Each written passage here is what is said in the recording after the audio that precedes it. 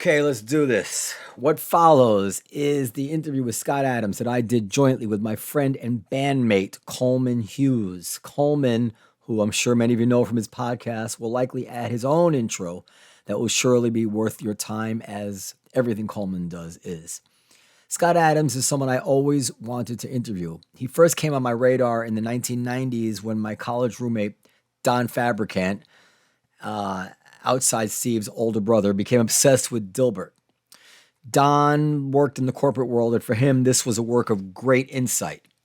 I enjoyed it too, but having not spent time in that world, I don't think I fully ever understood what a tour de force it was. Later, I rediscovered Scott Adams when he kind of made Sam Harris's head explode in a 2017 interview where he defended Trump and what Scott Adams saw as the method behind Trump's madness. Everything Trump did, no matter how odious, no matter how dishonest it was, no matter how awful it seemed, Scott Adams was able to defend it in some way. I recently re-listened to this podcast, and I do strongly recommend it. You can be the judge of what Adams got right, what he got wrong, where in retrospect he might have been reaching. But I don't think anyone can say he got everything wrong, that's for sure. It's a good example of how different types of thinking can all lead to different and valid conclusions. After the interview with Adams, I read two of his books, the Harris interview with Adams, Win Bigly and How to Fail at Almost Everything and Still Win Big. Both these books are both like self-helpy and the kind of thing that usually turns me off, but I found these books to be extremely useful in their insights, and I highly recommend them. Although, in my opinion, the irony of self-help books is that the healthier you already are, the more likely they are to help you. But having read these books and listened to his interview, I realized this was a formidable guy, a singular guy, so who wouldn't want to interview him? His daily streamed show, Real Coffee with Scott Adams, also attracts a huge audience and an influential audience. I think Donald Trump listened to his podcast. Anyway, interviewing Scott Adams became quite a more complex matter after he got in trouble for some charged comments he made on that show.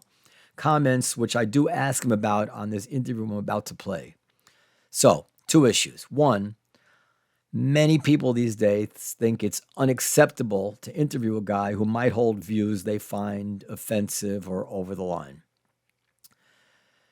I have a lot to say on that matter, and I don't really want to go too deeply into it today because no matter how I try to avoid it, the analogies I'd be tempted to use in my argument might falsely imply an equivalency with Scott Adams, and that would be unfair to Adams.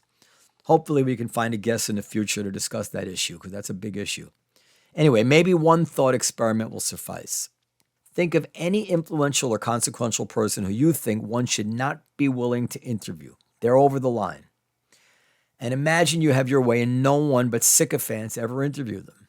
Now consider whether 50 years from now or 100 years from now, if the understanding of history will have been better served by the fact that no one ever engaged these people in a skeptical interview. That no historical record exists where that person was ever engaged in any back and forth conversation that gave us a deeper and maybe more fair insight into what motivated them and what they actually believed.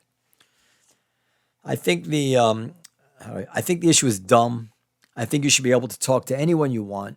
Bad ideas cannot be suppressed. They only can be and should be combated out in the open. And I'm not talking about Scott Adams here. If you want to understand whether in the remarks that got Scott Adams canceled, Adams was making a deep philosophical point about race or racial hypocrisies, or if he actually leaked some noxious views or had some grand strategy that never got to unfold, or a bit of all these things, you're going to need to listen to him and listen to him with an open mind. Then make up your mind. Informed opinions are always better. Second, and to make matters even much more difficult, before he ever met me, Adams went on record with some outlandishly generous praise of my interview with Philip Bump. I will immodestly now play you some of what Adams said. How many of you saw the greatest show that has ever been on the internet, in my opinion? And it featured Phil Bump, allegedly a writer of the Washington Post, being grilled. Oh my God, it was amazing by in a podcast, the owner of the Comedy Cellar, Noam Dorman. All right. Well, whether or not he's an attorney or he went to law school, he had the best game I've seen of any podcaster. That's a pretty big claim, but I'll say it again. He had the best game I've ever seen of a podcaster in the political domain. He probably thought that because the guy owned a comedy shop, he was probably more of an artist who got lucky in business or something, and that this would be like an easy one, and he would just say everything he wants to say, and the other guy wouldn't know what the good questions were or what was wrong with his answer. Oh, no, that's not what happened. Again, I can't say enough about Noam Dorman. I've never seen a more capable or competent political interview. I mean, he's a star. So, now that he paid me such compliments, I was quite aware that people would be eager to attack me if they thought I rolled over and asked him softball questions. As my friend Jack wisely warned me against opinion capture.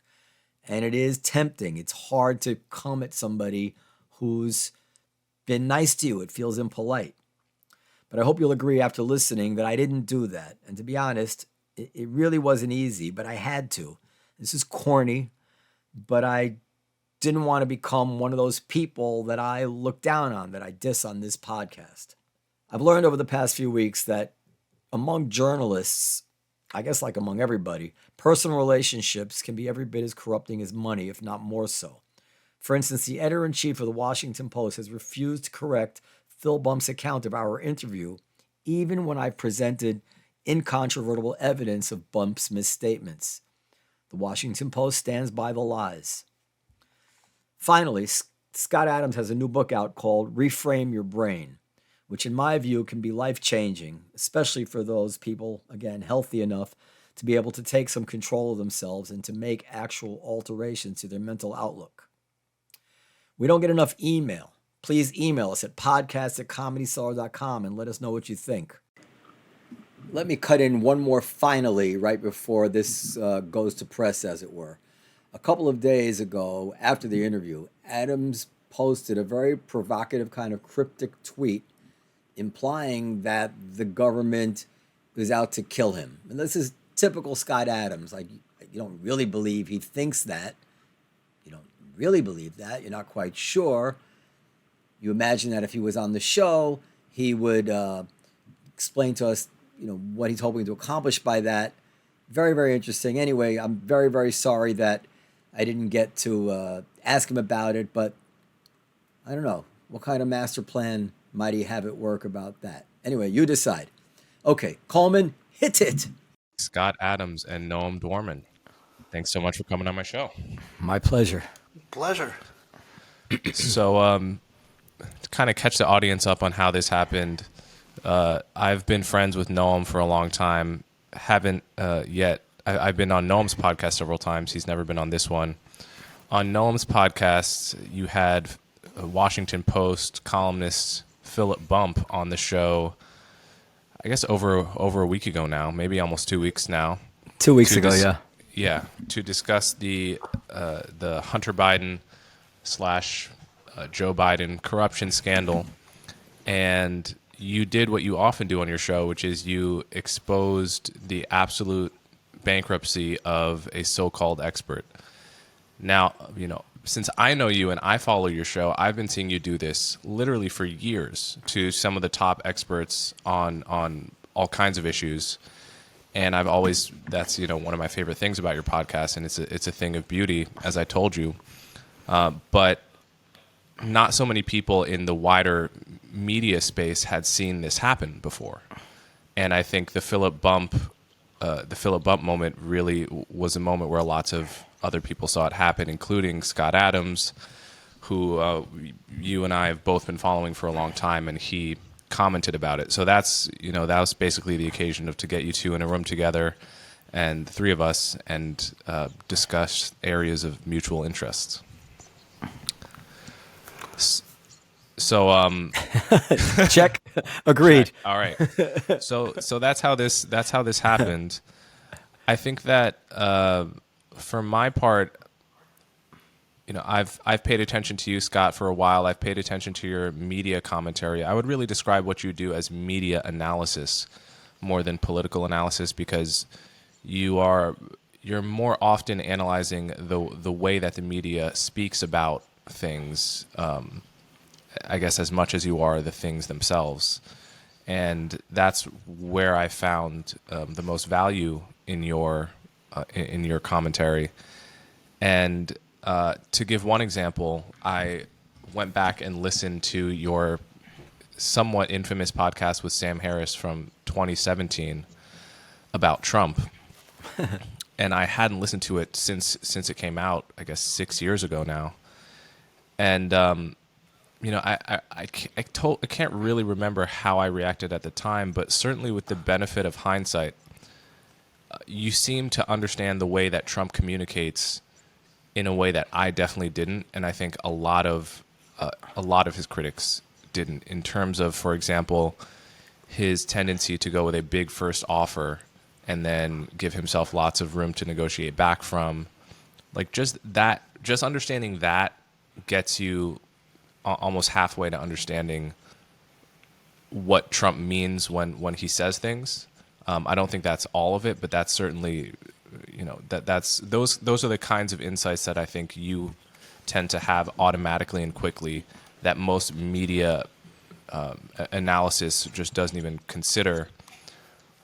So I guess my first question is, going back to that moment when you started really talking about Trump and analyzing Trump's communication style for people, can you sort of call balls and strikes with yourself 6 years later? Do you feel that you got everything spot on about Trump, or do you feel that you made some mistakes that you can now see with hindsight? Well, let me put some context on it, and then I'll answer directly. Context for your viewers is I'm also a trained hypnotist.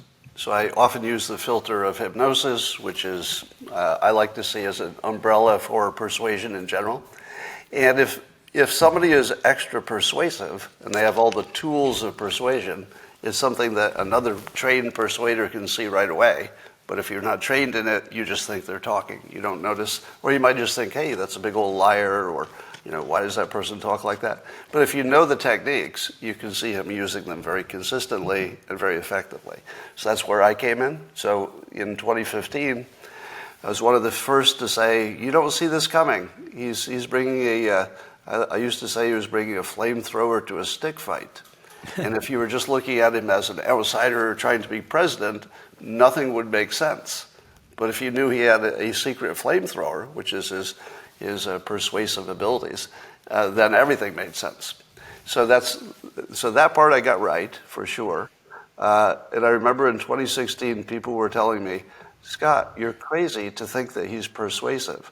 He's not persuading anybody of anything. He's just getting a bunch of racists on board or whatever they were saying. And at this point, even his biggest critics will admit he might be the most persuasive person we've ever seen in the political realm since, maybe a Reagan, and then Obama had his own superpowers as well. Bill Clinton was good. But Trump is still unique in that he uses the tools just really aggressively and effectively. So I would say I was right about his tools, and that everybody would be on the right page at that. But what happened was several years of what are apparently organized ops running against him. So we saw the Fine People hoax, where the media actually convinced half of the public that somebody who was the president of the United States, in public, after thinking about it, called neo-Nazis fine people. Now, it takes about 2 minutes of research to find out that they just clipped a part of the speech so it looked like that. So then there was the drinking bleach hoax. There were a lot of hoaxes in between, but these were the tentpole hoaxes. I call them the tentpole hoaxes because if you believe these, everything else sounded believable. Mm-hmm. All the smaller hoaxes, well, if he did this one, he could have also done this other one. So then the drinking bleach hoax, or the injecting disinfectant hoax, here's a little scoop that a lot of people don't know. I might have been the cause of that. I don't know for sure, But at the time, I was tweeting about a company, right in the weeks before he talked about it. I was tweeting about a company that was using light as a disinfectant, and they were going to shove it down your throat in a ventilator device and directly spray the COVID with light, a UV light, a special kind of light. So when, and I also knew, this is maybe a scoop for some people listening, that the president used to listen to my live streams from the Oval Office. Now, I know this from people who were in the office with him when he did it. So I know that he was following me on Twitter because he retweeted me and interacted a few times. But he also followed, I'd say, the top 50 political people on Twitter. So anything the top 50 influencers said, he usually saw it. So I know for sure, well, I can't know anything 100%, but I'd say 99% likely that he or his staff saw me tweeting about this new technology, which looked promising, actually. So when he talked about it on stage, he said, blah, blah, blah. They were talking about light as a disinfectant outside the body on surfaces. And then he said, well, what about light? Could you bring it inside the body? And they cut that part out. And then they start with a disinfectant, put it in the body, and you're already lost. Because you don't know there's a real technology that's actually in the lab at that time. It wasn't even speculative. And the people who did that trial wrote about it in the Wall Street Journal and said, yeah, that was our technology. But the bad guys just cut out the beginning where he said he was talking about light. They never tell you it's a real technology. And then they cut out the last part, which is doubly clever, where he goes back to saying he was talking about light, just in case you were confused. So both of those hoaxes were done the same way. Now, we get to January 6th. Now, I would imagine that if somebody was going to say to me, Scott, you got this all wrong. He staged an insurrection, and how do you explain that? And the way I explain it is this way: there was no insurrection. How in the world were trespassers going to conquer a superpower? Were they going to just keep trespassing until the codes were given to them? How was that going to work? And then some people say, no, it's not about that. It was about getting those fake electors in there. Because if he gets the fake electors in there, then he can take over the country with his fake electors. But of course, they weren't fake. That's the way it was reported. They were alternates. And they were just there as a placeholder to make sure that if the legal things went the way that they wanted, they'd have some alternate electors. So the entire thing was a big op by the Democrats, just like the Fine People hoax, just like the drinking bleach hoax. This was just the insurrection hoax. Republicans do not go to a coup without guns, right? If you see them show up unarmed, they're there to talk. Obviously some of them did some dangerous things, some of them did some violent things, but that would be true of every big group. It's hard to get that many angry people in one place without some of them doing things that are just illegal. So nobody's in favor of the illegal stuff, but somehow half of the country got convinced that there was something like an actual insurrection that wouldn't have been either sorted out by the Supreme Court if it had been a paperwork legal thing, or they would have just got tired of going home if the trespassing was the insurrection. So somehow the fact that we got to this point, that people would believe something that insanely obviously not true, half of the country. So that's where we are. So I would say that if you did not fall for any of the hoaxes, I was pretty much on target. The part that I couldn't have anticipated, and is a real problem, is that he did get people worked up to the point where it's hard to have a country, because half of the country is just too worked up. But I could also argue that that's because of the Democrat ops, and not necessarily because of the things he said. So I think that's the big picture. If there's something specific you think that he didn't get done, I probably would agree with you. If you said, hey, how about that border? He should have put that wall up. I'd say, well, maybe he should have done better on that. And there'd be a number of things like that. But generally speaking, I would say he's one of the most, well, certainly the most consequential president in decades. And probably history will remember him quite fondly, I expect. Can I just ask you to clarify? An insurrection is not the same as a coup, though. An insurrection could just be a rebellion of some kind, right? It doesn't have to have the goal of changing power, or does it? Well, without getting into the word-specific definitions, I know people use them the same. So I'll just talk to the popular way the words are used, but I won't argue the definitions. Yeah, because I hear them differently. I don't know if it was an insurrection or not, but I know it definitely was not a coup. Definitely was not a coup. Explain the difference. What would be the goal of an insurrection that was not a coup? Well, I think of an insurrection as being a more free-form rebellion, not necessarily aimed at the goal of ending it by changing power, by having a new leader in command. No, but that was specifically the aims of the protesters. They specifically wanted a different president. Now, they thought that they won, so that they didn't think they were breaking the law in that sense, but they certainly wanted a different outcome. Yeah, I think they wanted to disrupt the process that was going on in a free-form kind of way, which may or may not be properly defined as an insurrection. But a coup is as if they thought they were going to go home with a different president installed. And that was ridiculous to call it a coup. It's just I may be wrong about this. I never looked up the two words. But whenever I heard insurrection, I always said, well, that's probably kind of a fuzzy term. But a coup to me has a very clear term, meaning that you install a new leader. So, it's a fine point. I would guess most of the country sees them as similar. Okay. To be overthrowing a leader. And, to me, I think it's sort of a moot point only in the sense that the key is whether Trump planned and directed it, which I never believed.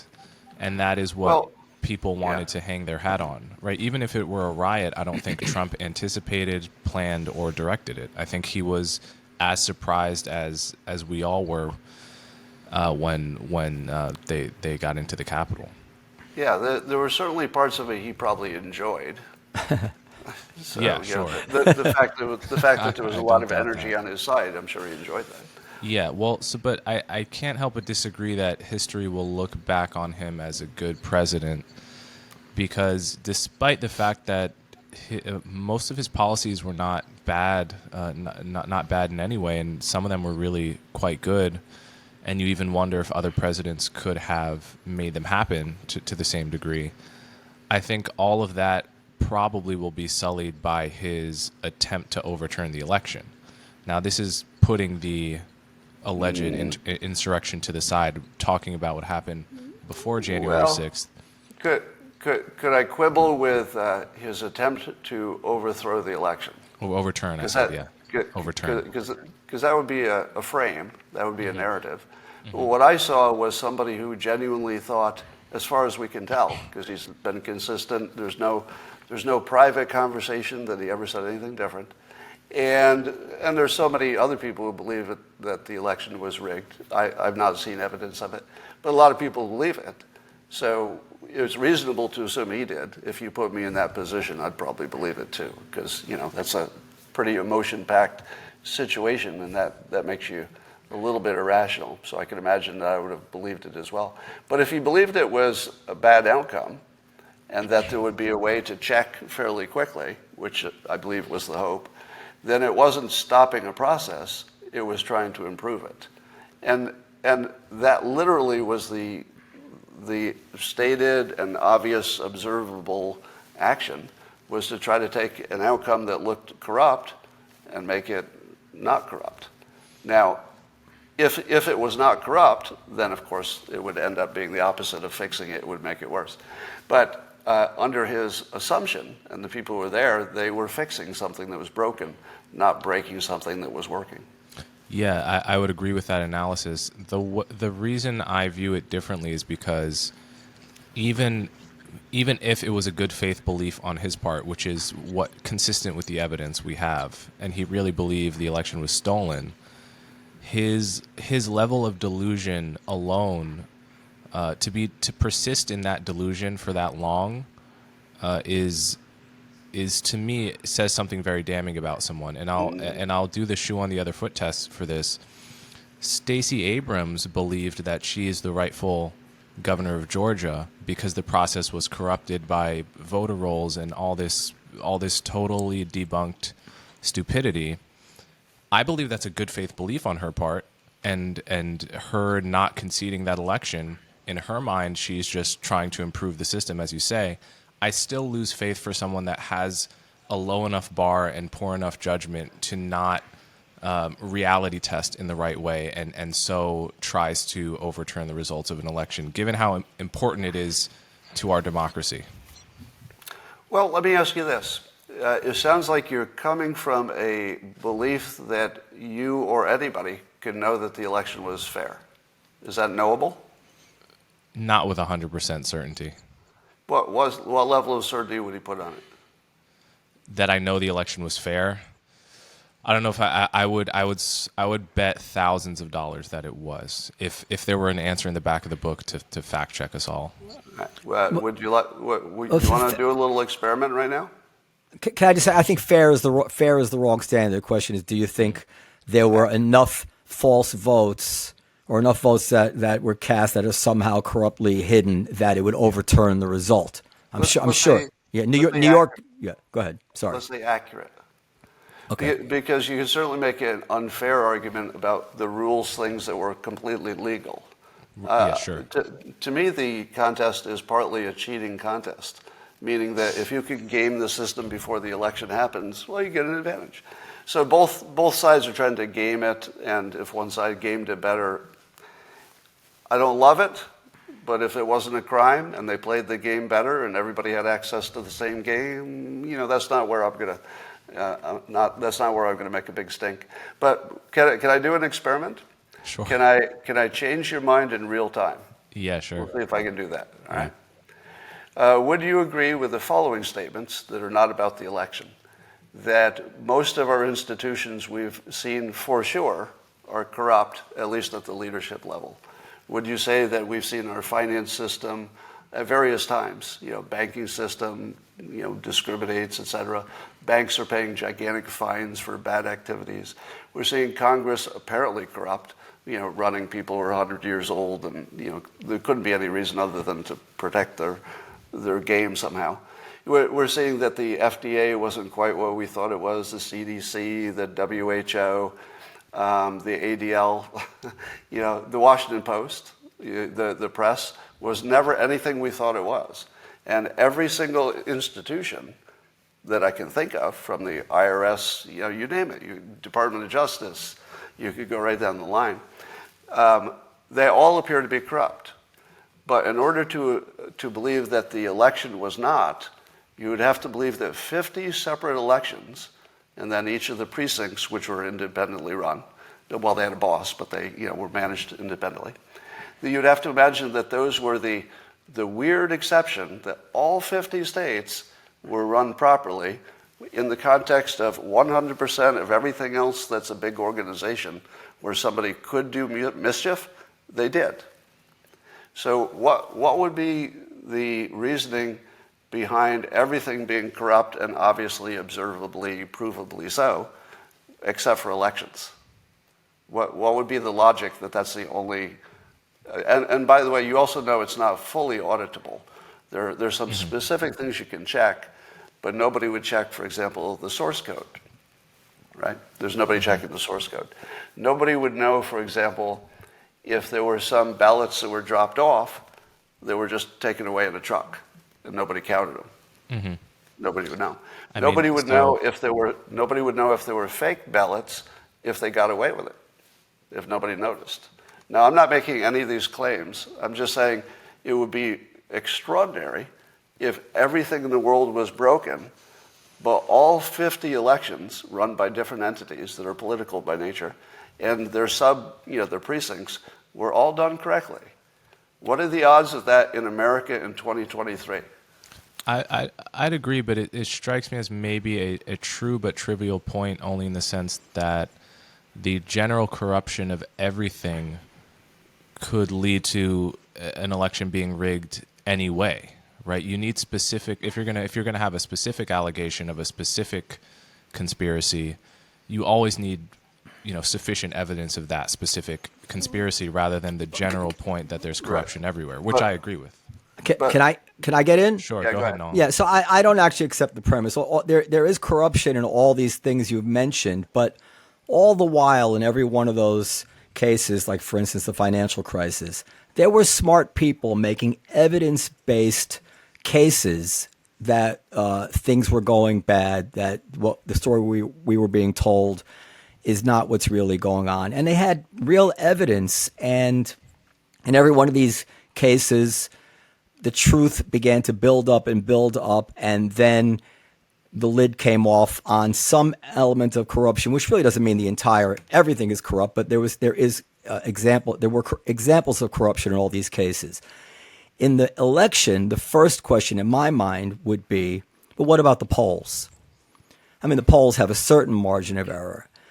Did we see something that would give us some reason to think, to even consider that there would be corruption, given that the elections came out pretty much along the lines that the polls came out? And B, not one single person of an enterprise, which would require quite a few people to be involved in one way or another, has come forward. And this is, the classic case against conspiracy theories, is that you just can't get that many people to keep these kinds of secrets for this amount of time. So those would be my differences.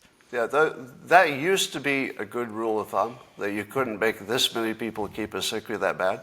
But we just watched 97% or whatever of professionals agree with absolute complete bullshit about masks and vaccinations and boosters and immunity and everything else.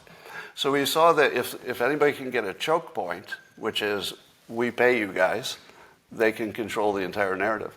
Look at the hoaxes that I mentioned. Look at all the people who pushed and still do, the Fine People hoax, entire networks, hundreds and hundreds of people, and none of them broke ranks, and we know that's a lie. The drinking bleach thing, nobody broke ranks.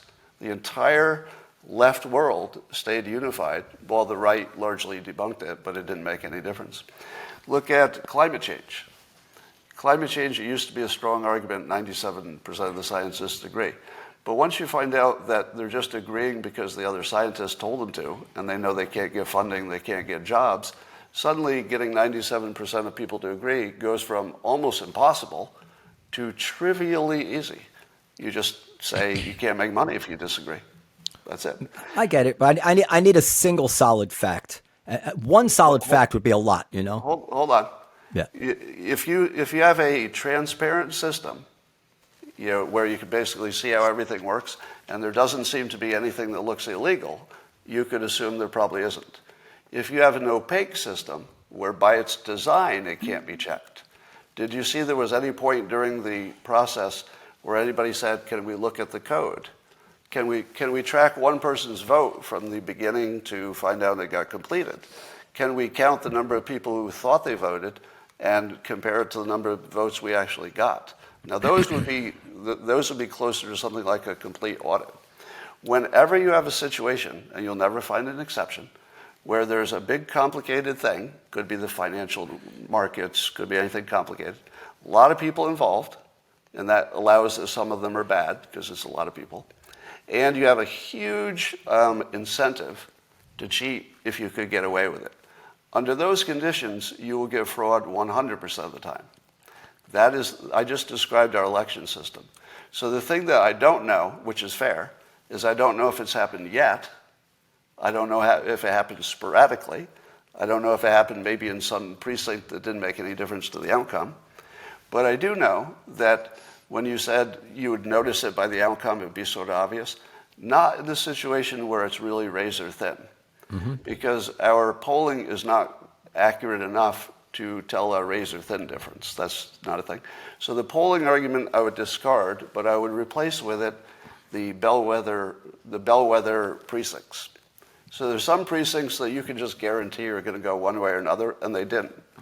And this was the first time. Now, there is a reason for that. An alternate explanation is that the Democrats were really good in a totally legal way of getting, let's say, more ballot boxes and stuff like that. And that it might have been just a Trump is an outlier, pandemic has never happened before, they did a good job, so you got a result that could not have been predicted the way you normally predict the bellwether areas. And the down ballot votes as well. So what would you put the odds at? Well, the odds that the election system will be rigged at some point in our modern history is 100%. I agree with that. If you can't audit it, then somebody's going to game it sooner or later. Yeah, for sure. And the incentive to do it this time was not like any other time, because half the country had been told that they were dealing with Hitler, not a normal candidate. If you put me in a position to manage an election, let's say every other time I've played it straight, no cheating, I'm not even rounding off any edges. I'm just playing it straight. And then you say the guy who's running this time, and he has a really good chance of winning, is literally Hitler. What do? I cheat. So you can turn everybody into a cheater if your brainwashing is powerful enough to say, if you don't cheat, you're electing Hitler. That's sort of on you. If you could go back in time and kill baby Hitler, wouldn't you do it? Yeah, I would strangle that baby in its crib if I could stop the Holocaust. I could literally pick up a baby, an actual baby, and strangle it if I knew for sure I was stopping the Holocaust. I don't even think I'd have a bad dream over it. I'd be happy with myself that I strangled that baby. The ADL The ADL is not going to believe you when you say that. Yes. By the way, I do a better job than the ADL does of debunking anti-Semitism, but we could talk about that later. Yeah. Go ahead, Coleman. I don't want to get too hung up on this, but I think at the risk of making the whole podcast about this, we should just move on. But yeah. I think you made a point a few minutes ago, which I thought was a good one, and it's one you've made on your podcast, one I've made on my podcast as well, which is which experts are the real experts and which experts are the fake experts? Because I think at this point, anyone who listens to my podcast and has heard me talk about, the so-called race experts, and just as a parenthetical, you keep referring to the very, very fine people hoax. If anyone doesn't remember that, the specifics of that, if you go after Trump said there were very fine people on both sides, literally like 15 seconds after that in the speech, he says, but the white supremacists or the neo-Nazis, I condemn them completely. That's close to an exact quote. Right. So the very fine people, he was talking about the other factions that may have been there to defend the statue. So this is like 7th grade English reading comprehension. It was clear what he didn't mean. But so there are a million things like that, and yet the journalists and the race experts just consistently get things like that wrong. On the other hand, there is such a thing as real expertise, and you do see it. And I think a point both of us have made is that when you're on a topic like astronomy, which is totally non-politicized, you really should trust the experts because they know more than you, very likely, about how the planets move around the sun and so forth. And they tend not to have any dog in the fight politically, and they tend not to be paid off by factions. But when you get onto any political topic, the quality of utterances by experts goes down by orders of magnitude. But to be fair, even the experts who are not talking about politics or these types of topics, there was a study done of scientific papers, and fewer than half of them, even after they pass peer review, which is supposed to give us some comfort, doesn't. Fewer than half of them turn out to be true later. We're living in a time when the Big Bang was just questioned. Somebody said, we found a universe that, or a galaxy or something, that just can't exist if the Big Bang is what we said it was. And so now we're like, And then we hear simulation theory, which would debunk evolution. Now, when I was a kid, if you told me that evolution and the Big Bang would have some serious questions about them, and when I was an adult, I wouldn't have imagined. So I would add that when money is involved, if somebody's being paid for a study, they're just the marketing department of the pharma company or whoever paid them to do the study. That's what studies are. They're just marketing for some product half the time. But when there is no politics, they're far more likely to be right. But let's keep that in perspective. Far more likely means there's a 30% chance if it's something new. If it's something that's been around for a long time and it's been tested really well, but then you still have the Big Bang. That may not be what we thought it was after all this time. So I'm way more skeptical than the average public on science. Yeah, I know you are. I think I am as well. I don't know if I'm quite as skeptical as you, but I'll just tell one story of The moment I became far more skeptical is when I was an undergrad at Columbia, and I was doing a kind of assistant work for a philosophy professor, which was my major. And we were doing a study where we asked people a series of questions of what they would do in a certain scenario. And the whole point of this was we got this very interesting answer that people had one moral intuition about what was the right thing in one case, but in a similar case, they kind of had a different intuition. It was sort of like a trolley problem-esque scenario, and if you change one variable, people have a different intuition, and then that becomes interesting because it doesn't look like they should change their answer. So we got the interesting result once, and so this professor wanted to do the study again and tweak it to do a follow-up study. The problem is the initial result didn't replicate, right? We didn't get the interesting result. We got the boring result. And this professor turns to the psych grad student who is really running point and says, well, why can't we just do it again? We've gotten this result other times, right?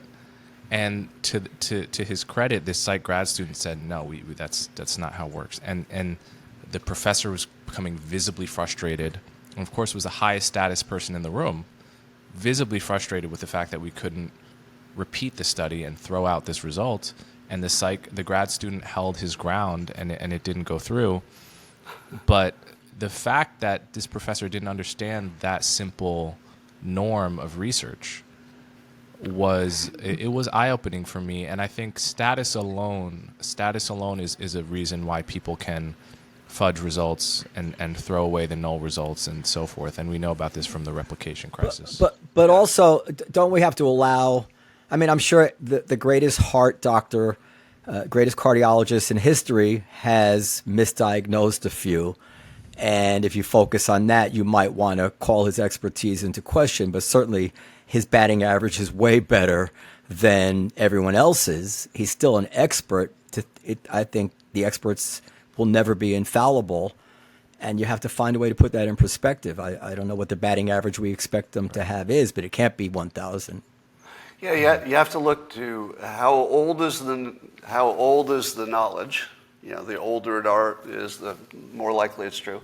And you have to look at the money and the motivation, et cetera. So I think where I red-pilled myself was when I worked for a big corporation. Worked for a big bank, and I worked for the phone company. And my job was to do financial analyses that would predict where we'd be in 5 years based on some project. So it was just the project, not the company. And I was well aware what my boss wanted the outcome to be.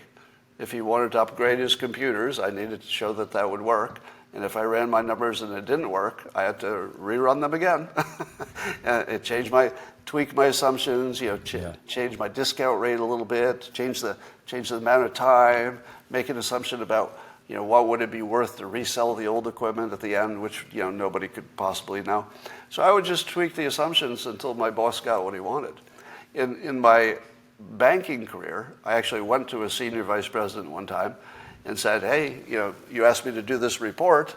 I did the report, but I have to tell you that the data is so unreliable that it's just random. It's useless, but I did it.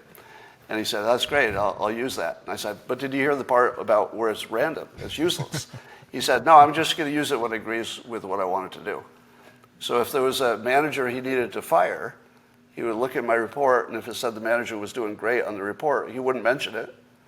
But if it said he was doing poorly, he'd say, well, that's why I'm firing you. Look at this report. Yeah. So that's the way data works in the real world, in a real corporation. This was, I was talking to somebody who was just below the president of the corporation. Yeah, I mean, so I think I've noticed this. Sorry, go ahead. No, you want to go ahead? No, I think that's right. And I see it in my own business too. Go ahead. Yeah, and I see it in mine too, in terms of, whenever a business gives you a projection chart, you can basically close your eyes and call bullshit on it. That I don't think you can ever go wrong in that scenario.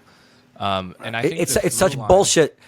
I say it's such bullshit that when I've been involved in certain deals and they've asked me for like a business plan or they've asked me for projections, I tell them I don't have the nerve to give it to you because it's going to be bullshit. Yeah. I don't even want to. I can't bear to do it. I almost lose respect for someone who asks. If you ask me for my past numbers, that is a legitimate ask. But if you ask me for, I mean, But I think that's the through line, Scott. In your like, if I'm to ask, what is the through line between the Dilbert comics and your media analysis? It is kind of, I don't want to say extreme, but it's like more cynicism than people are used to, but presented with a smile and a laugh. Is that right? Yeah, extreme cynicism. It's funny when you make that observation. You just connected something in my mind that I can't let go. I always wondered what philosophy majors would imagine they would do for a living. It's like the perfect major for being a podcaster. Like, you're perfect. Yeah. like you just connected two parts of my work, like philosophically, and I'm not sure that was obvious to other people. So you're in exactly the right place. But yes, to your observation, primarily Dilbert, and also my other work is about the illusions of truth.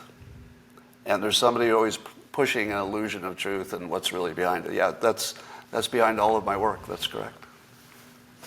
So there was one other question I wanted to ask you about, and this is something you spoke about last week, I think, on your live stream, which is how Leftwing hoaxes work as opposed to how Rightwing hoaxes work.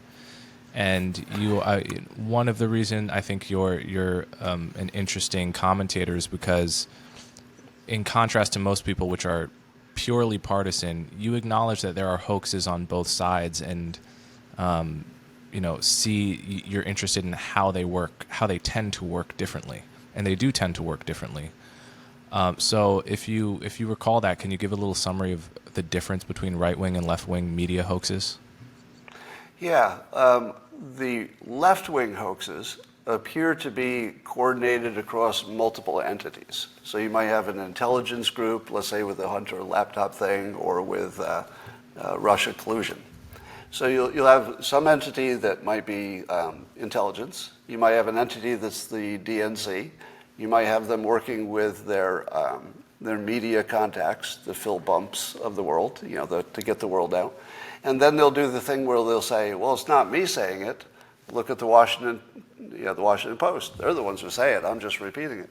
So they do this thing where they validate each other, and then they've got the ADL and the SPLC or whatever it is, the fact checkers as well, that look like, to the public, they look like independent watchdogs and trying to keep us from being racist and trying to make sure the facts are true.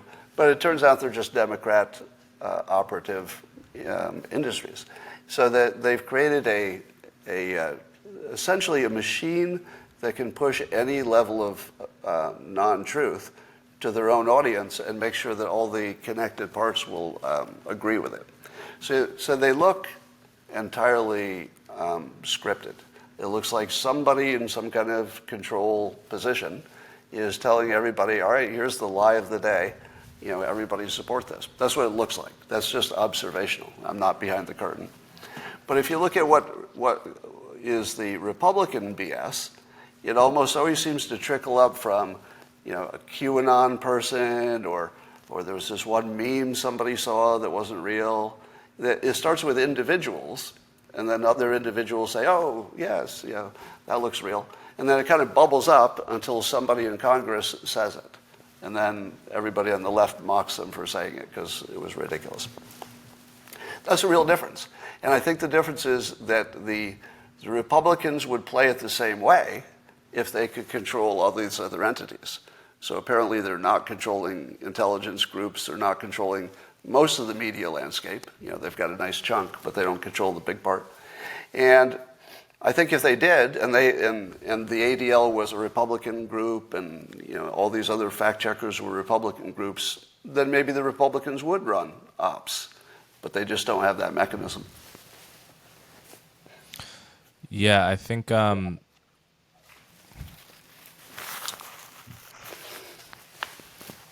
so. One thing I've noticed just from commentating at CNN, which is very much part of the mainstream media blob that you're right to criticize, and I don't think CNN. Careful. Go ahead. Careful. I hope I can say this. You could say. So one thing I notice is a lot of media bias is not the obvious kind of bias. The obvious kind of bias is a neutral observer would, for instance, say there's a hell of a lot of smoke and probably fire to the Hunter Biden, Joe Biden corruption influence peddling scandal. I think a non-political neutral observer would say that. The obvious bias is to say, oh, there's nothing there, and what about Trump? And it's right. The less obvious kind of bias, which I've noticed, is that it's not about what you talk about and how you talk about it. It's about what you don't talk about. So, for example, when I think when and I can speak to this, when cable news is deciding, we've got 10 minutes to cover 3 stories, they will start out with 5 possible stories. The 3 stories that they end up actually telling on CNN or MSNBC are invariably exclude the ones where the left is being super crazy, right? So I'll give two recent examples of things that just end up on the chopping block, I guess. One is preventing Trump from becoming president using the 14th Amendment, right? This is something that, if you were to cover it, there's just no fair way to cover it without making it seem like left-wing overreach. And so that story just doesn't end up on CNN or MSNBC. So if you're watching one of those channels, you'll often see Republicans acting crazy, and you may get a bit of a biased lens on that craziness, but fundamentally people are doing what they're doing and they're saying what they're saying. And you just won't be presented with the examples of people on the left acting crazy. So over the months and over the years, you will form this perception, well, oh my God, right-wingers are just constantly, and did you see this, and did you see that? And you just won't even be seeing the things that people on the far left are doing. And of course, the reverse is to some extent true. I don't actually watch Fox News, so I know less about the mechanics of bias there, but I assume the reverse is true there too. Yeah, I would say in both cases, leaving out stuff becomes the news. So much so, it becomes the true news. The truth is what got left out. Like if you can figure out what's missing, you can sometimes piece together what's happening. I'll give you my best example recently. So we all heard that when Hunter Biden asked for the firing of the prosecutor Shokin in Ukraine, that his cover for that, and why that's definitely not corruption, is that there were so many other international European entities who wanted it too. And do you remember your news sources telling you who those people were by name, and then checking with them, did you really want this to happen? If you search for those people, you're going to find, well, there was a diplomat who said it. Well, what's his name? Well, there was an entity that said it. Who? Well, the other ambassador said it. What's their name? You'll find no names of anybody who agreed with Biden. Because, I assume, because it's missing, that's the important part, which tells me it's not true. And they have no reason to be anonymous because they'd just be backing up what the vice president said. So why would they keep it a secret? Right. They should have immediately come public and said, my God, yes, this story is being misquoted everywhere. I've been saying it publicly. This Shokin guy has to go. Yeah. Just like Biden said, we're on the same page. How easy is it to support the United States when it's unambiguously right? That's the easiest call in the world, especially if you're getting paid by the United States. If you're an ambassador or something, or of our country, I suppose, but if you're even working with us at NATO or anything else, yes, you want to agree with us when we're unambiguously right. That's the easy one. Nobody did. Okay, so speaking of Biden, I think listeners should go back and actually listen to the Philip Bump episode with Noam if they haven't yet. That will give you the context. But I'm pulling this quote, Scott, from They'll be watching it at my funeral. Go ahead. This is a quote from your recent book, which when I read it, it was almost eerie the degree to which it described the Philip Bump interview. You write, quote, "For example, if you imagined you were a subject matter expert and some non-expert annihilated your opinion in an undeniable way, that would trigger a hallucination. You might hallucinate that your critic is a foreign spy and dismiss them as a troublemaker. You might hallucinate that you keep answering the question while never doing anything of the sort. A hallucination can take any form, from a false memory to a false belief that the words you're saying make sense, unquote. So that is almost, that is just an uncanny description of what happened with Noam and Philip Bump. And I just thought that would be funny to interject. Yeah, so speaking of books, I'm sure you wanted to mention my new book, Reframe Your Brain, available in stores, yes. Changing lives.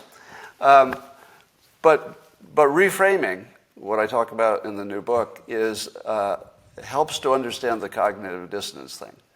And it's all related to AI, which is sort of perfect timing for us to understand all this stuff. AI taught us that you can create something like intelligence just looking at the combination of words that people have spoken in the past about anything. If they use this combination of words more, that's like intelligence. And what hypnotists have known forever is that people think that they're thinking rationally, but they're just using words. And that's something hypnotists have always known. So when AI did it, I was like, oh, what took so long? So once you realize that people are word thinkers and that rationalization is not even, or they rationalize after the fact. They're not making decisions based on on their rational thinking. They rationalize after they're done. Once you realize that, then everything makes sense. So a Phil Bump may or may not have believed things he was saying. It's hard to say, but his reaction would look the same whether he'd ever believed them or not. You know, in both cases, there would be consternation and irrational behavior, and that's what you saw. Okay, I want to pivot a little bit and talk about the controversy you got into a few months ago over some comments about race. I think probably because of that, I would assume there are some people in my audience that assume right now that I'm having a friendly conversation with a white supremacist or a white nationalist, and that would be because of comments you made about a Rasmussen poll, which found that 26% of black people disagreed with the statement, quote, "It's okay to be white." And 21% weren't sure. Yeah. Sorry. And so you reacted, and 53% agreed. Can I read the statement, Coleman? So yeah, sure. So you said, nearly half of all blacks are not okay with white people, according to this poll, not according to me, according to this poll. That's a hate group. That's a hate group. And I don't want to have anything to do with them. And I would say, based on the current way things are going, the best advice I would give to white people is to get the hell away from black people. Just get the fuck away. So when I first heard this, I knew for a while that you've been saying that kind of thing about how you identified as being black, kind of tongue-in-cheek.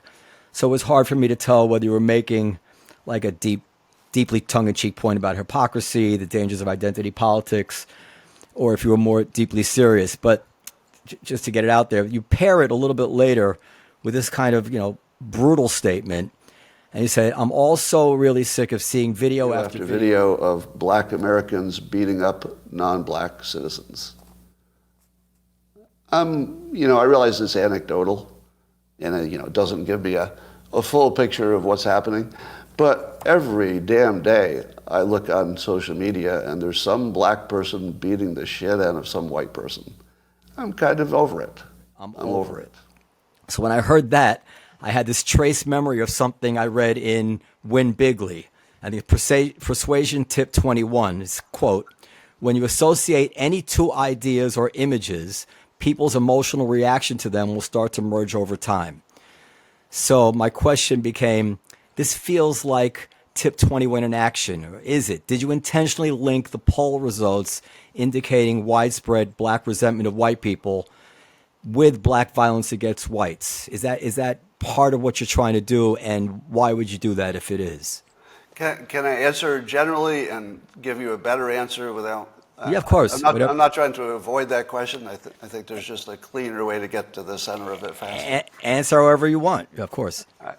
So you're aware, you both watch the media enough, that you've seen that news about public figures is never true in its completeness. So maybe somebody said the thing that they said, but the context is missing.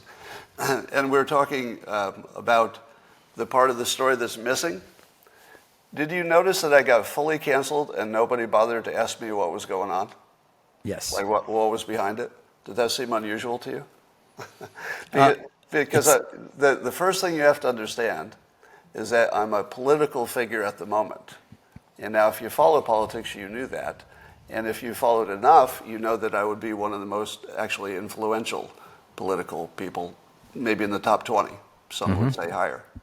Now, if you thought I was a cartoonist, you would miss the entire context, because the cancellations were almost entirely from Democrats who would be well aware that they were taking a player off the field. So, and we're in the period working up to an election where you're just seeing one person after another being identified for destruction, especially if they're in the political realm. So if you knew that the context was, as far as I know, no Republicans canceled me. There were a lot of them who said, you shouldn't have said that. That was very offensive. But it was meant to be offensive. So the first thing you should know, it was intended to be maximum offensive. Then the next thing you should ask is, why the hell would you do that? Why would you try to be that offensive? Now, obviously, I was aware of it. It wasn't an accident. Here's the context. And the larger context is things that I talked about a lot prior to that day, but also since then. And now you can tie them all together. The context was, and is, that in a world in which DEI, CRT, and ESG are dominant, let's say, themes, the population is being taught that there are oppressors and there are victims. If you're on the group that has been branded the oppressor, you should get out of that environment. And that would apply to anybody of any color. So in the current situation, it wouldn't make sense ever, in my opinion, to discriminate against any individual for race or religion or gender or any of that. So I wouldn't discriminate or advocate it in friendship. I wouldn't advocate it in romance. I wouldn't advocate any discrimination in employment, getting loans, all the basic stuff. But there is one category where discrimination is not only allowed, it's the only smart thing to do, and that's self-defense. In the realm of self-defense, you can discriminate as much as you want. For example, if you were going to hire a babysitter, and you had a choice of a 16-year-old girl or a 35-year-old single man, would you discriminate? Of course you would. Most people would. And it's pure discrimination. But most people would say, oh, you're trying to keep your kid alive. I get that.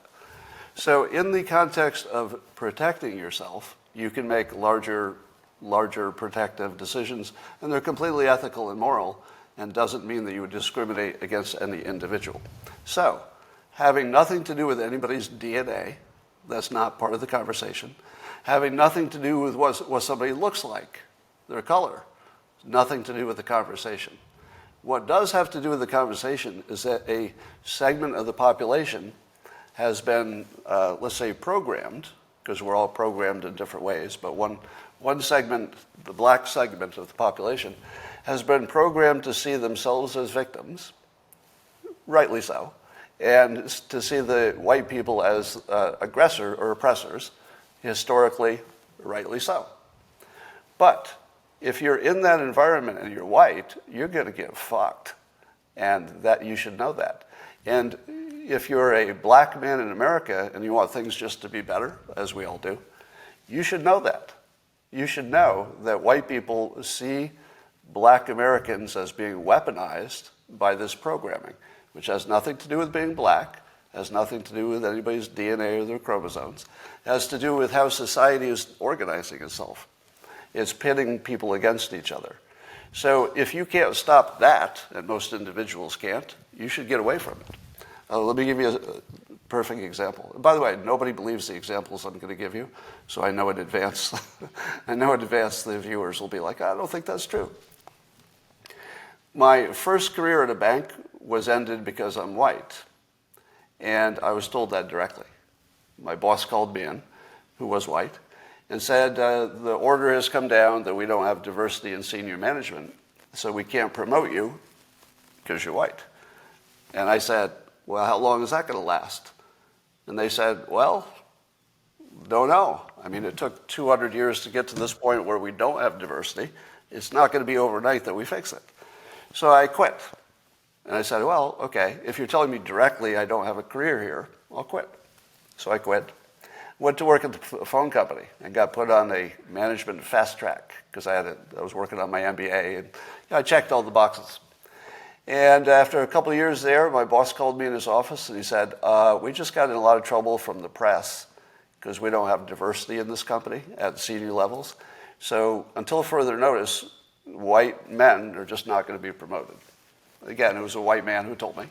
And he wasn't guessing. He was telling me that that was the order. Same with the bank. It was an order. He was just following the order. And so that's when I quit working hard at the phone company and decided to become a cartoonist, because I thought, well, I wouldn't be subject to this stuff. So I became a cartoonist, and things went so well that I started a TV show. UPN had a Dilbert animated TV show. And it was running on Mondays, and it did well the first 2 half seasons, well enough to be renewed for the second half season. And about halfway through, UPN decided that they were going to turn Monday into a block of African-American content that was also funny. So it was going to be the humorous black programming block. So that required my Dilbert show, that was not in that vein, to be removed from its good time slot. And if you know much about TV, you know that moving a time slot usually will kill a show. It's almost death to a show, you move a time slot. So that's what happened. So that's now 3 careers I've lost for being white. Because if I'd been black and the content had been black, it would have stayed where it was. Then, as you know, I recently got canceled worldwide for cartooning and also for publishing. All of my books were removed. And ask yourself, if I had said exactly what I said, but I'd been black, would I have been canceled? And the answer is not a chance. Not a chance. So that's how dangerous it is to be a white professional in a situation in which people see you as the problem, and something must be done to you to fix the problem. But okay, so you have been treated badly at the hands of white people, but you right. So again, if we look to who's the blame, is it the white people or the black people? By far, it was white people who discriminated against me on behalf of what they thought they were doing for other people, but by far. In fact, in my entire life, I don't believe I've ever even had a whiff of discrimination from anybody black. I can't think of any time that's ever happened. But I've been discriminated against viciously by white people. Right. So, but you got angry, it seemed to me, and then you brought up the case of violence by blacks on whites, and in your response, to be fair, you said if you know a population, an identifiable population has a high level of disregard for you, you should stay away. And who would go on the side of saying yes, you should hang around with people who have a bad opinion of you? But I have to say that I don't know if I even agree with that, because my whole life I established good relationships with people who I knew came from cultures who had a bad opinion of me. I had a lot of very meaningful relationships with Arabic people who for sure... Hold on. I have to stop you.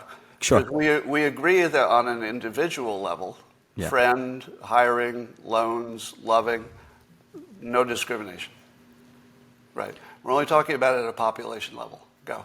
So what does it mean to stay away from black people? Well, see, this is where hyperbole comes in. Did anybody think that was a serious recommendation? No, so I actually did. I mean, I did at first.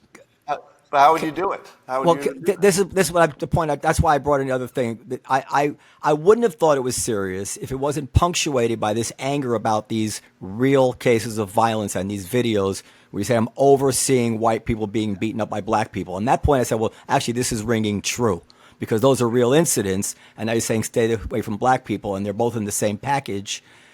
And I said, I thought this guy's losing his temper, you know. Right. So the videos of people being beaten up, the question that I provocatively asked is, this is clearly out of context. It's not like a scientific study of who's being bad to whom. You know, we're being fed this basically a racist, view of stuff from racists. Most of those videos were just being, brought up by racists. A lot of them were old. They weren't even things from the last 10 years. So after a while you say, oh, wait a minute, we're being fed a narrative. So at the same time, and I think I said it in the quote that you read, I was aware that I was being fed a narrative, but unfortunately the narrative was working, even though I knew I was being fed it. And the question that I asked is, where are the videos of the Asians beating up black people? Where are the videos of the white people just attacking black people randomly? Now, well, hold on. I have to finish this point. I will take no interrupting on this point. Go ahead. Sorry. The larger theme was that a segment of the population is being taught that there's a victim and an oppressor class. Under that situation, whether or not any of those videos were telling you something true, you should be able to predict that there would be an uptick in random violence against a group that is identified as the problem. Now, the fact that you don't see it the other way would further suggest that, for example, Asian Americans have not been weaponized to see black people as the problem, and they have to, act on it in some way. So how people are programmed is the key here. It's not about their color, and it's not about their DNA, and certainly not about any one person individually interacting with another, because that's just got to be on an individual basis. But how many people would want to live in a dense, urban black area with high crime?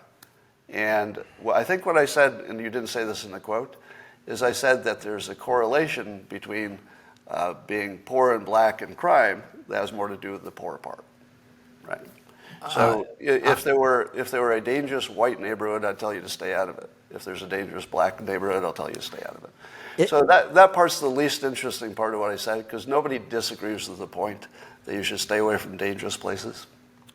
Okay, if I left something out, then I'm going to have to apologize and make sure I include it afterwards. I didn't mean to leave anything out, and maybe in my haste I did. I don't think I did. But let me ask you this: in another incident, I don't know what the incident was, but I saw just by coincidence a bit of your podcast where you went nuclear about something on Twitter. I think that was your word, nuclear, and you said something really interesting. And the only reason I'm going to ask you about it is because you said it on your show, so I feel I can ask about it. You said that you have manic episodes, and that from time to time you go nuclear, fueled by some sort of mania.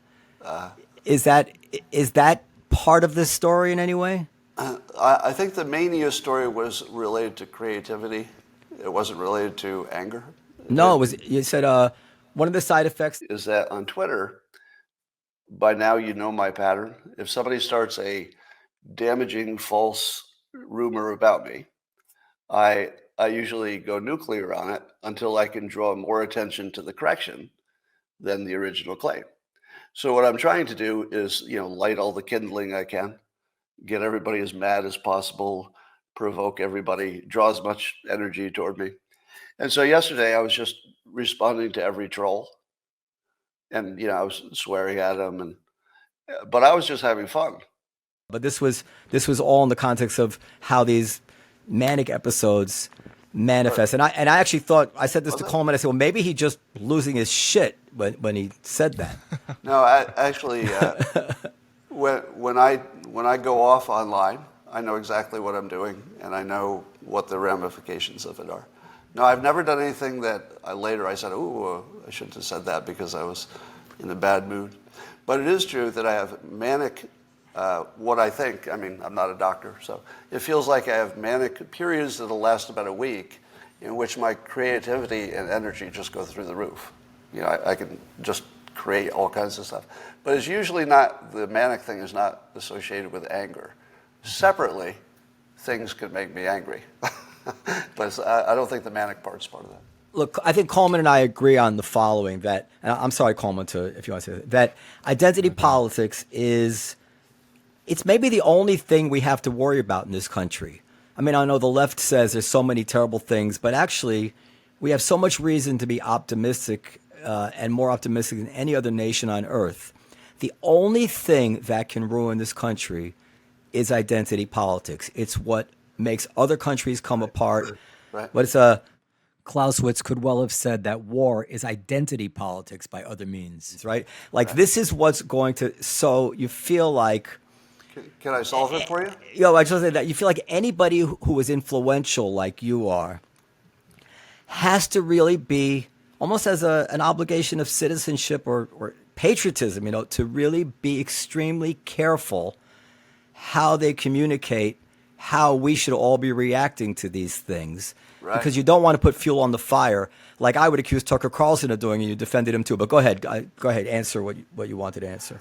So this gets back to why did I make such a big, provocative statement?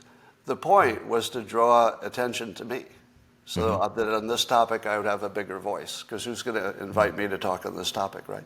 So I thought, well, if I offend enough people, I can get enough eyeballs for what I call a reframe. So this is something I've been working on for several years, and I was getting ready to announce it about the same time as my Reframe book.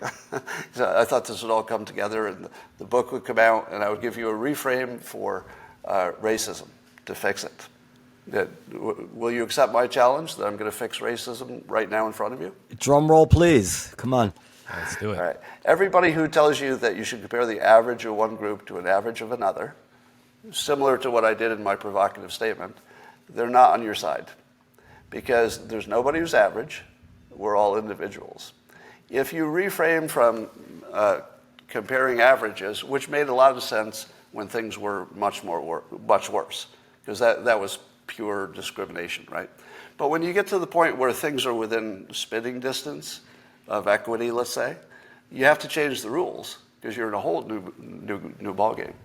And the reframe that works is to change from comparing groups, which does not give you a solution other than taking some money from one and giving it to the other, and that's not really a good solution. Instead, reframe it as individuals who have individual needs for success. So, for example, if you gave me a 10-year-old black kid in a bad situation, and I could spend 2 days with that kid, and I could teach them reframes, how to think of success, what are the tools of success, how does anybody become successful, especially starting from a bad situation. Everybody who is successful does it the same way. Black Americans have a special problem that makes something unavailable to them that's available to everyone else, and it's imitation. The way that I got successful is at a very young age, I said, how do people become successful? And I would study all the successful people. I'd read their books, I'd read the newspaper articles, I'd ask my parents, what makes this work? Until I had assembled enough, rules of personal success that I could go from a very, low, modest income home to a good life. Now, I put those in a book, How to Fail at Almost Everything and Still Win Big, and then Reframe Your Brain is even a tighter summarization of some of that. So I'm also working with Joshua Lysek on a student guide. There would be rules of basically the simple laws of success, how to favor systems over goals, why you should build a talent stack, why following your passion isn't necessarily the best idea. So a very practical guide to be successful. And if we can shift people's thinking from the average of one group to the average of another, and nobody's average, doesn't help you, you can shift that to what does each person need and how do we get it to them individually, then you're in a much better shape.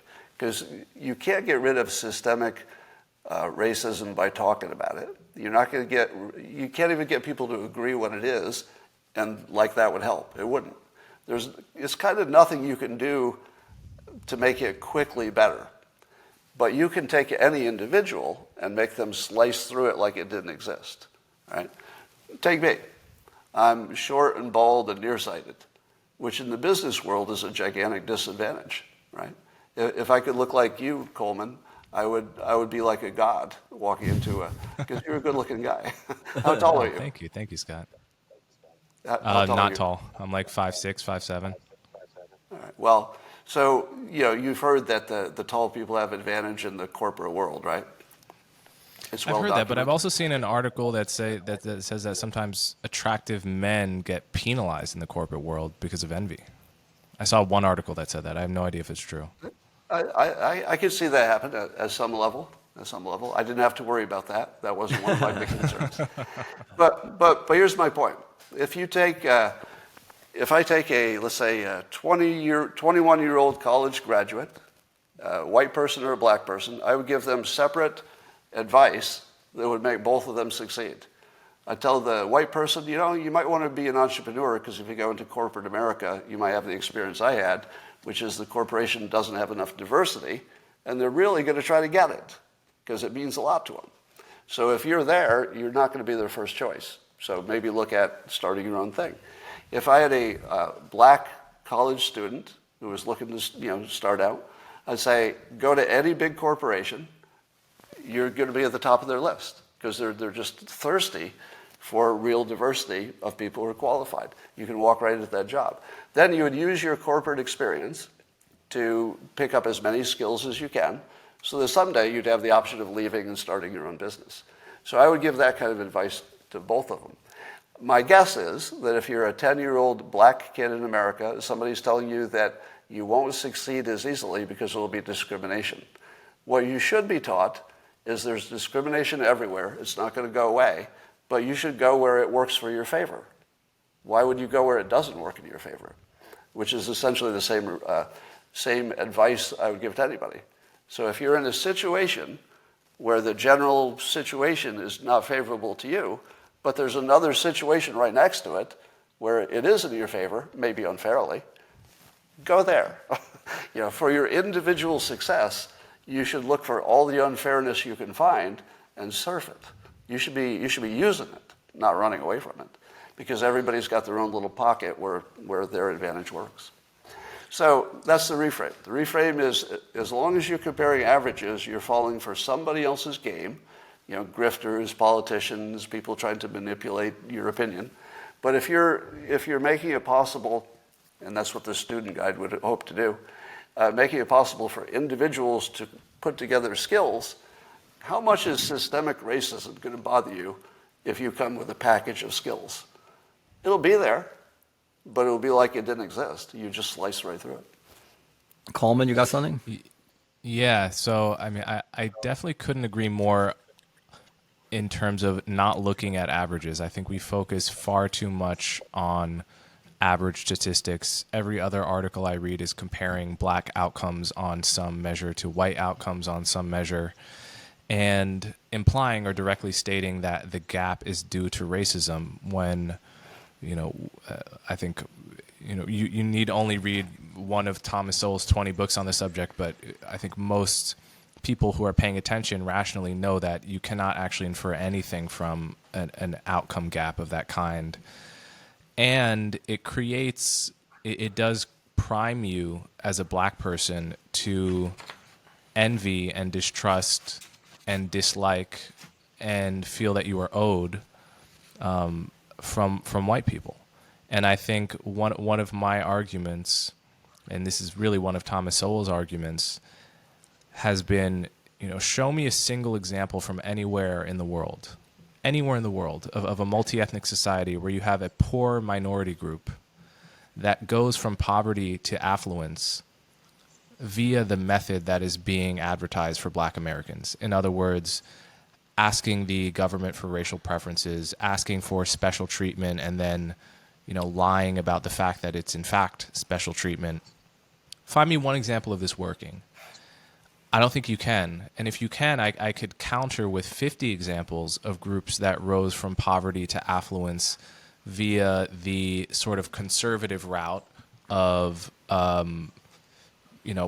doggedly pursuing either entrepreneurship or education, no excuses, personal responsibility, etc. And you can feel however you want to feel about those strategies, but you can't really tell me that one has a better scorecard than the other, or that one doesn't have a better scorecard than the other historically or worldwide. But here's the trap that we fall into so easily. When you said that was sort of a conservative worldview, the work on yourself and make yourself successful, as soon as we label it that, it's unavailable to Black Americans. Because they're going to be like, well, no, we're not doing this conservative thing. We don't like Trump or whatever they're going to say. But if you were to say, it doesn't matter if you're left or right, forget the politics, personal success is the same set of tools. I wouldn't call them conservative in the least, because the richest liberals use exactly the same tools. Look, can I say something, Coleman? I bought a lot of your books, and I've recommended them to people. I bought them for people. Your new book, Reframe, I put it on my 10-year-old's bed a few days ago because he's very precocious, but he has a lot of anxiety. Coleman knows him. And I think this notion of reframing can really, really help him with some of the things that bother him.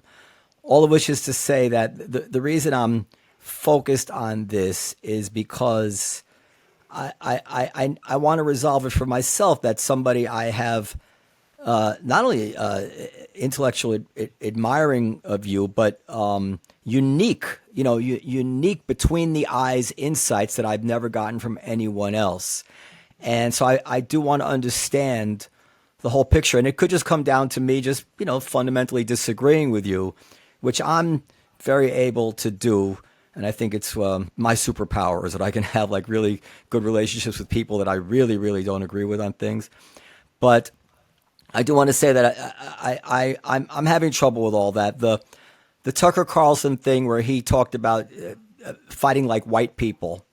And he said more than that. And if you look at the whole text message or email, whatever it was, he also is being introspective about his own bad, kind of bad outlook on things. But what that seemed to me to be a blaring communication of is that he sees himself as part of the white identity. And, in my lifetime, only Nazis saw themselves as part of a white identity. The rest of us saw ourselves as Italians or Poles or Jews or whatever. And this is a man who's always gone on TV and kind of denied that and said that was a terrible thing. And if you're not careful, this is what will happen. And that would be the worst thing that ever could happen to America, is to create a white identity.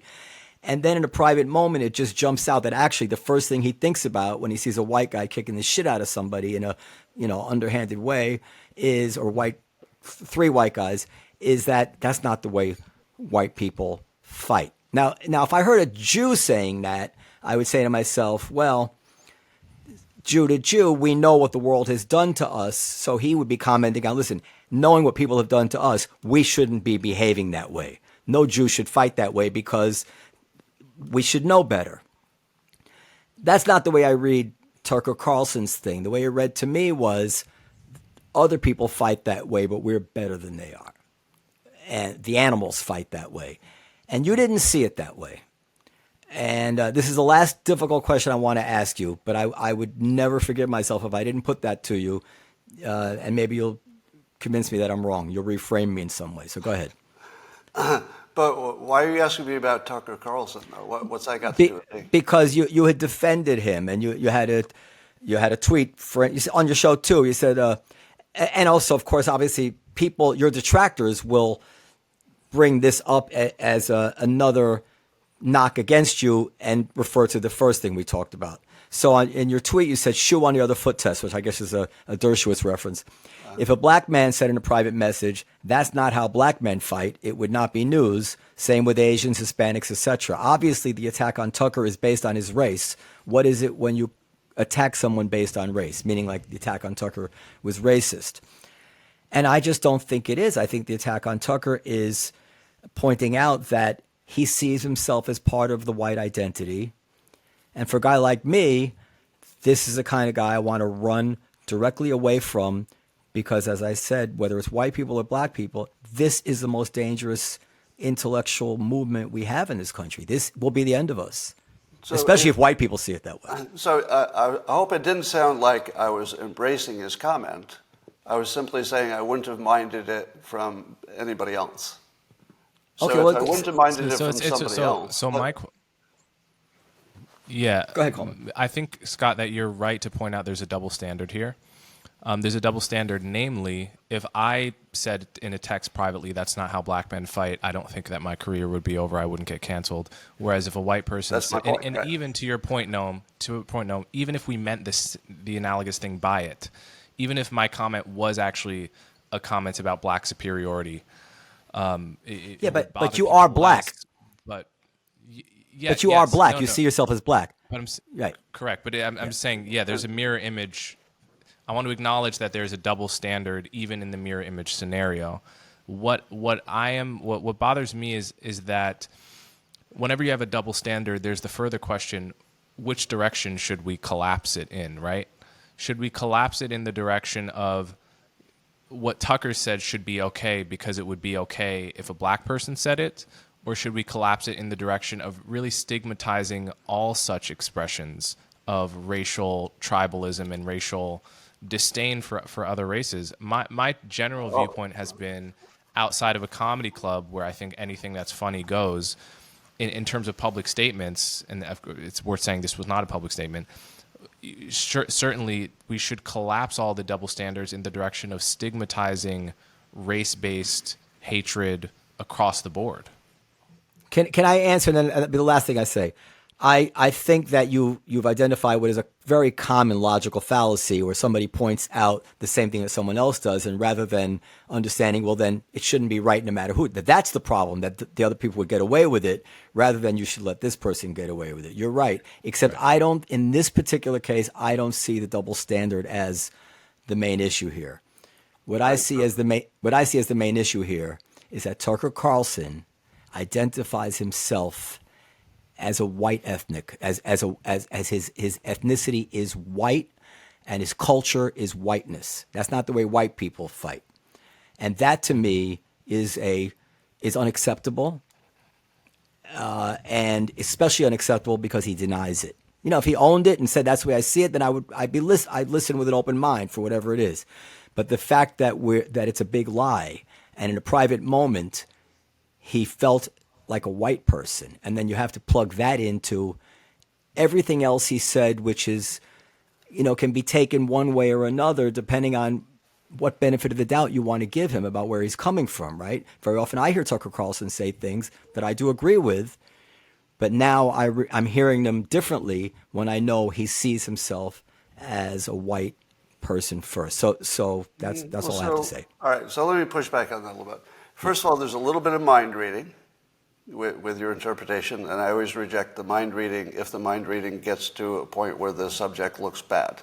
Okay. So I reject that totally. Number two, to your question about which way to collapse it, I love that question and the way you put it. I would collapse toward free speech and being lighter with each other in terms of what we take seriously. Let me give you an example. Some few years ago, there was a black woman who was a big fan of my show, and she said something about white stereotypes. And so I laughingly said, well, what are some white stereotypes? And she said, you like to eat cheese. I laughed for 20 minutes because I never thought of that white people like to eat cheese. I don't even know if it's true. I don't know. Do white people eat more cheese than other people? But I knew I liked cheese. Might be true. It might be true. Western Europeans are the least lactose intolerant population on Earth. Although I'm not sure for what kind of cheeses that might matter. So when I heard that, it was sort of a race-based thing, but it was also silly. When I hear Tucker Carlson say white people don't fight like that, to me that's just silly. Because obviously white people fight like that. I mean, to say that, I don't know how you take that seriously like you would take like a real racial insult. I would like you, Coleman, to be able to insult me at that level and for me to laugh at it, because it would be funny. And if you can get to the point where you're not on each other about the funny stuff, I mean, a better model is men and women. right? So, if somebody says women like to shop or they like their shoes, that's obviously not true for all women, and there are plenty of men who like their shoes. So it would be just this weird little funny thing that nobody should take seriously. And when somebody says something like white guys don't fight like that, yeah, to my ears that sounds a little sketch. Like, my eyebrow goes up and I go, what exactly did you mean by that? But number one, if you can't read his mind, you don't really know, and I don't think he's talked about it. Well, let me read you the sentence right before it, because I don't think he says jumping a guy like that is dishonorable. Obviously, it's not how white men fight. I don't think it's mind reading. Can I say one thing as well here? I think I share your desire to be able to lightly hold many kinds of stereotypes.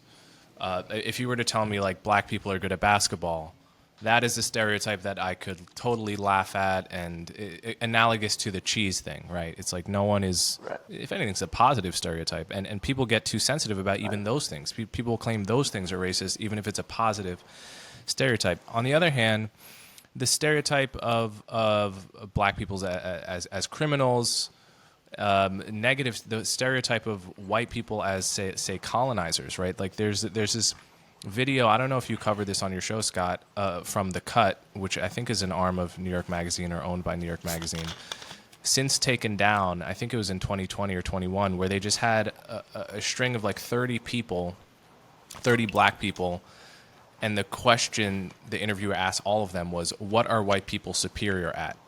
And down the line, they just said things like colonizing, violence, insecurity, so forth. Just all of the negative perceptions that people of color, have about white, quote unquote, white oppressors. So those are all negative stereotypes. Those ones are much more difficult to stomach in both directions, and and they're often meant seriously. So how is one supposed to take lightly something that is meant seriously?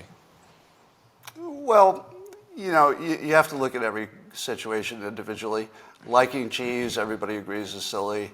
But talking about one group as a colonizer, that gets a little more serious. And that gets closer to, do you want to hang around with people who think you're a colonizer? Like, is that comfortable? I mean, it's not very comfortable.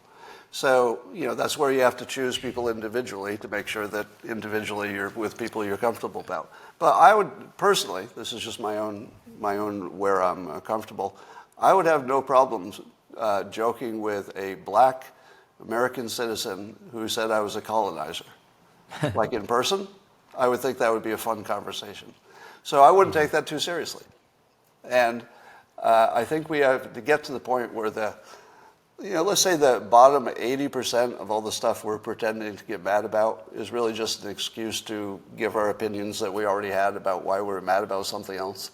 So maybe 80% of all the things we talk about, there are these racial differences, maybe they're just not important. And maybe 20% we should pay attention to.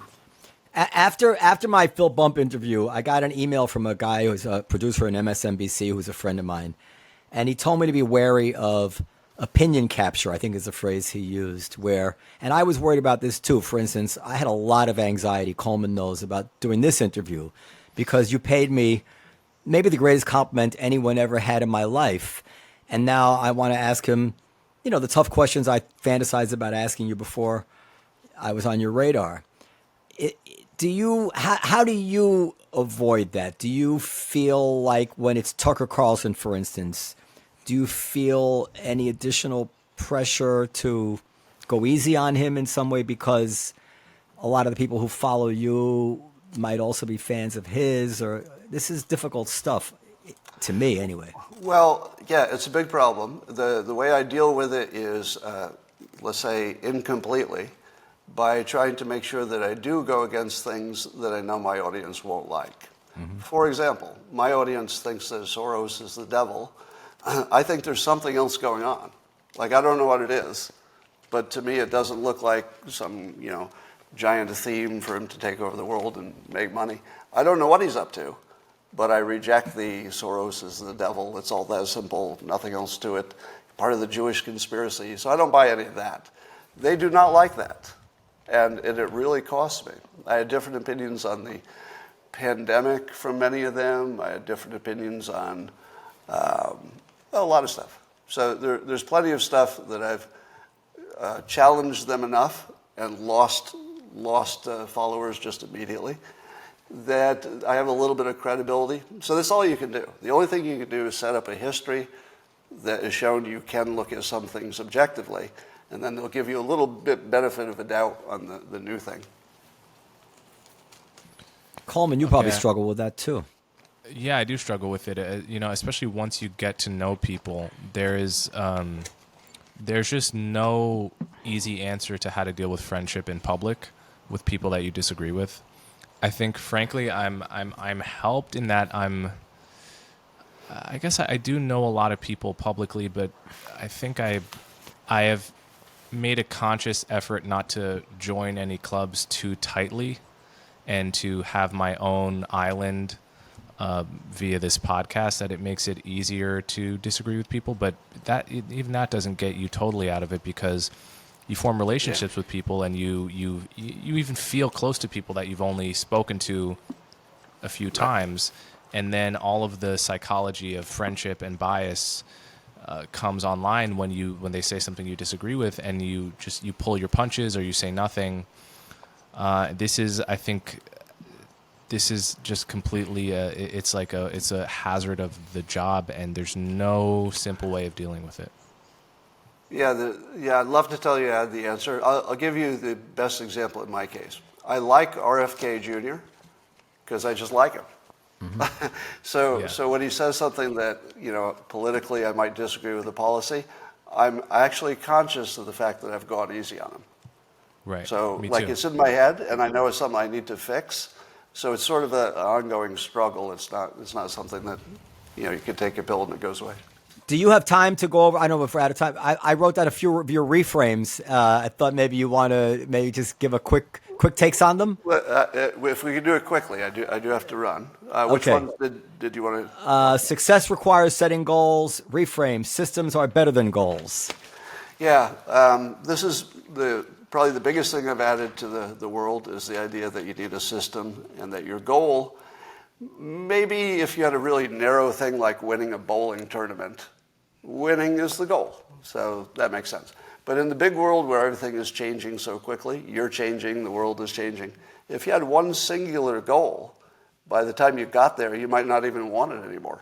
It might not be the thing you need to do. AI may have made that job go away.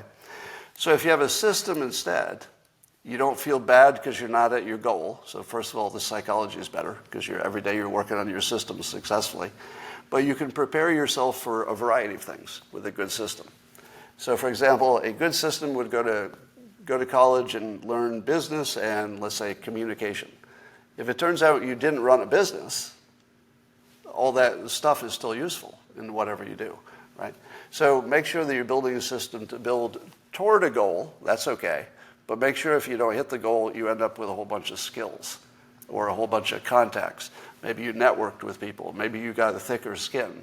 So you want to make sure that wherever you end up, you personally are worth more, even if the thing you were going for ended up not being worth going for. So that will change your life if you start working on systems. That means for everything.